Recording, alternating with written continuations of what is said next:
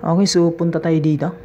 So, ganun pa rin, falling head wear. So, solve natin yung problem na to using conventional tsaka using yung mas faster na solution, bali using formula. So, a V-notch wear is located or cut at one end of a tank having a horizontal square section of 10 by 10. If the initial head of the wear is 1.2 meter and it takes 375 minutes to discharge yung 100 cubic meter of water, so what could have been the vertex angle of the wear given yung coefficient of discharge na 0.6? So, one end of the tank having a horizontal square section of 10 by 10. So, meron daw tayo dito na 10 meters by 10 meters. So, this one is 10 meters and this one is 10 meters.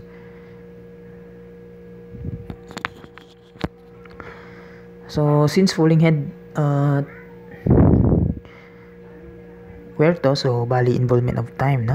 So, yung initial head of the wear is 1.2 meters. So, bali dito, kung ito yung initial nya, initial condition, and ito yung final condition natin. So, yung initial head nya is 1.2 meters. Ayun, yung issue natin is yung final.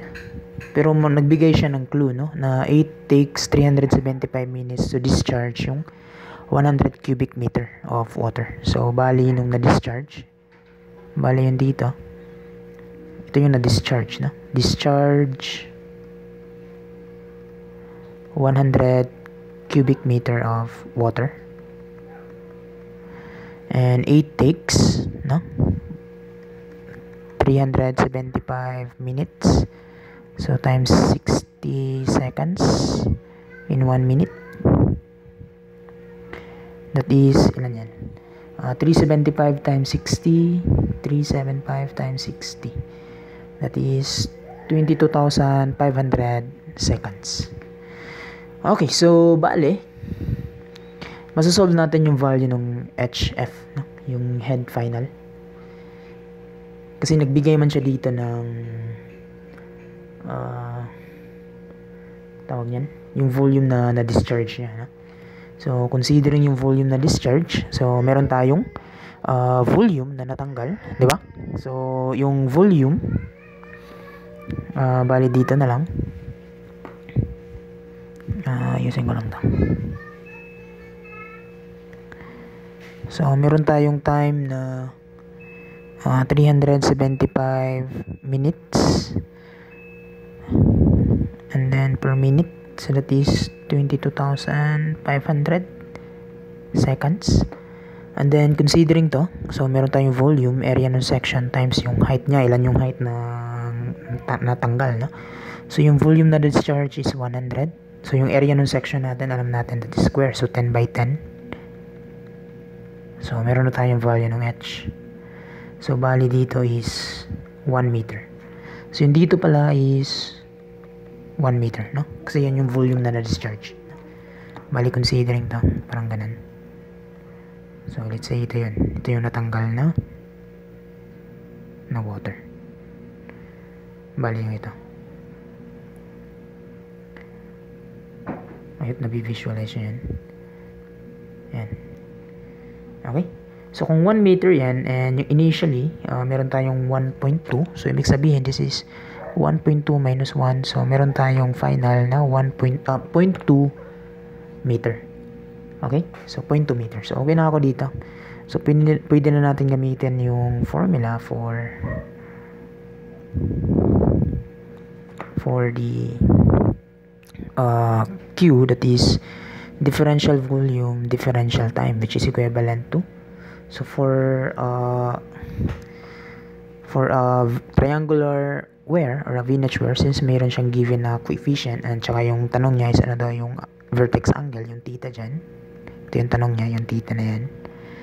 So ibig sabihin gagamit ako ng formula na 2.36 ng coefficient of discharge tangent theta divided by 2, and then h raised to the power of 5 halves or 2.5. Okay? So, bale, yung area ng section natin is ES, and then meron tayong DH all over DT. So, bale ito yan, no? Bale ito yung kinuha natin. Bale, kukuha lang tayo ng differential strip dito. na ganito bale. So yan yung differential strip natin to this whole area. So parang ito yung kinukuha natin, no? So bale ito is DH. Then ito naman yung area ng section. So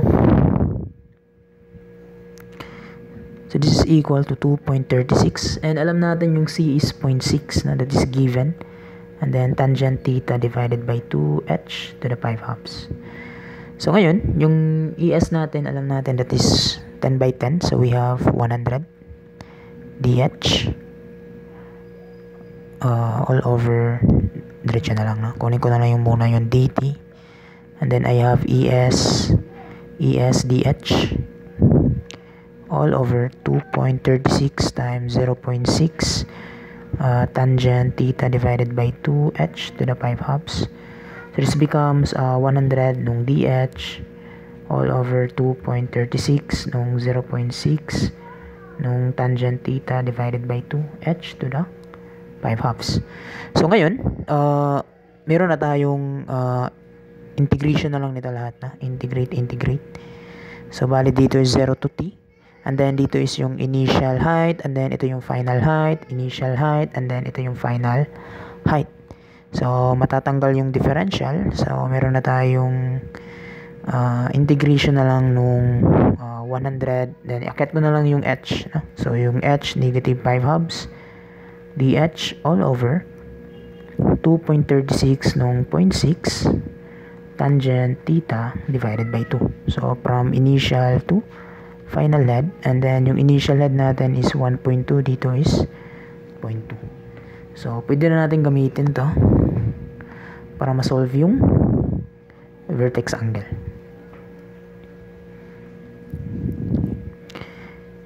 Okay, so bali dito meron tayong time, that is integration. Tanggalin ko na lang, labas ko muna yung mga constant. So I have 100 all over 2.36 ng 0.6 nung tangent theta divided by 2 integration from 1.2 to 0.2 nung h to the negative 5 halves dh. So ilan yung 100? Ilan yung 100 all over 2.36 times 2.36 times 0.6, so that is 70.62. So I have 70.62 all over tangent theta divided by 2 integration ng 1.2 to 0.2 h to the negative 5 halves dh. So meron na tayong 70.62 all over tangent theta 2 divided by 2, and then I have h, so negative 5 halves, diba? Plus 1. So meron tayong negative 3 halves, no? So negative 3 halves all over negative 3 halves. Integrate lang natin, no? So bali dito yung limit niya is 1.2 and 0.2.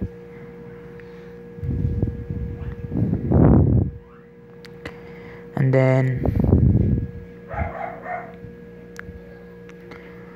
then yung time natin dito, na-compute na natin yung time, no? Yung 375, which is equivalent to 22,500 seconds. So 22,500 seconds is equivalent to 70.62.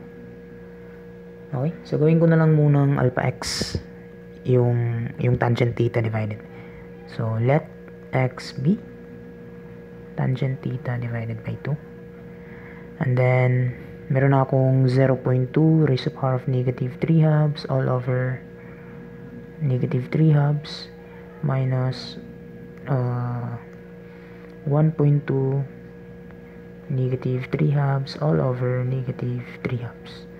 So solve for x, so we have the value of x. So computein muna natin. So I have 22,500 alpha equal, no?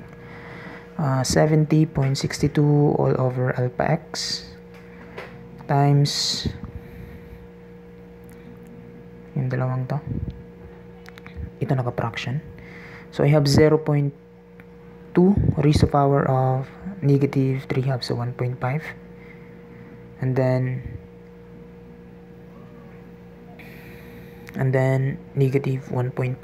And then dito meron tayong 1.2 raised to power of 3 halves pa rin. So negative 1.5. And then all over negative 1.5. Shift solve. So meron tayong value ng x, that is just 0.022.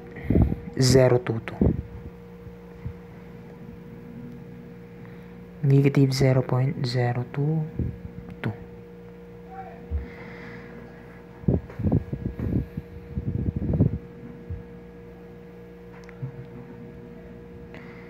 So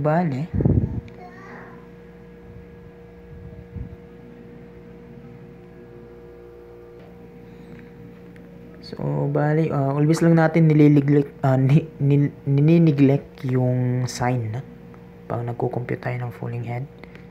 Diba sa dulo? Neglect na lang natin yung sign na. Neglect sign.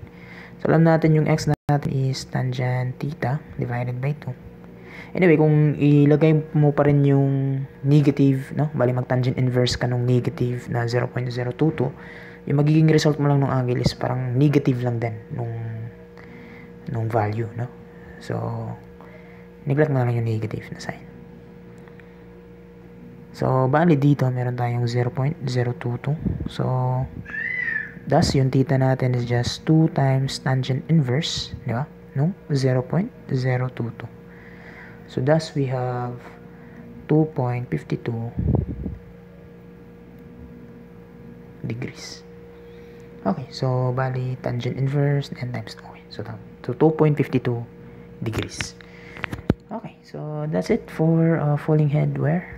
So sa next na video is punta tayo sa open channel. Okay, so see you in the next video. Thank you.